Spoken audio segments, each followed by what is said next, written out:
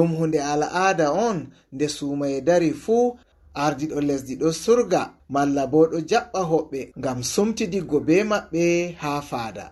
Hoɓɓe man fuɗɗan surgeego ngam sumtidiggo be ardiɗo lesdi haa faada iga sappore lewru suumaye. Kanjum waɗi ma suumaye hikka ɗo Bola Ahmed Tinubu surgi gomna en diiwe lesdi Najeriya fuu be minista en haa gomnati maako enanta ardiɓe hukumaji rento lesdi ndin hawtade be woɓɓe nder ardiɓe hukumaji gomnati bananta hukuma NNPCL ngam sumtidiggo haa faada. Yaake o wolwanno Tinubu ewni yaaliriɓe man totina huwugo kuuɗe ɗe wallititta ngendam talaka en hawtade na e holluki seefoodu. Unusually,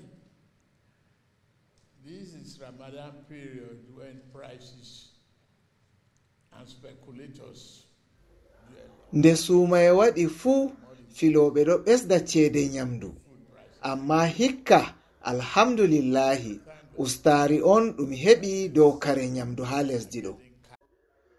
Kanko ma yaake o wolwanno ardiɗo mobgal dental gomna en lesdi Najeriya fuu wato gomnajo diwal Kwara Alhaji Abdulrazak yetti Tinubu dow ardungal bongal ngal o ardani lesdi Najeriya.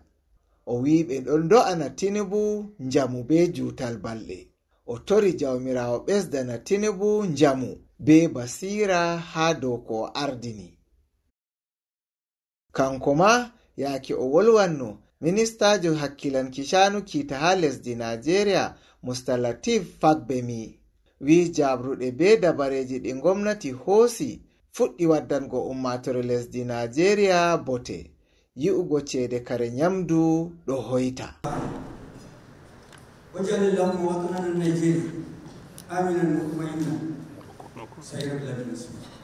Limanjo haa julurde faada Sheikh Abdul Wahid waɗi du'a.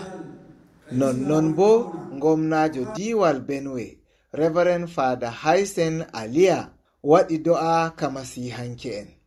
Haa o wi en getti jawmirawo daidai wakkatire ummatore julɓe lesdi Najeriya ɗo suuma lewru suumaye.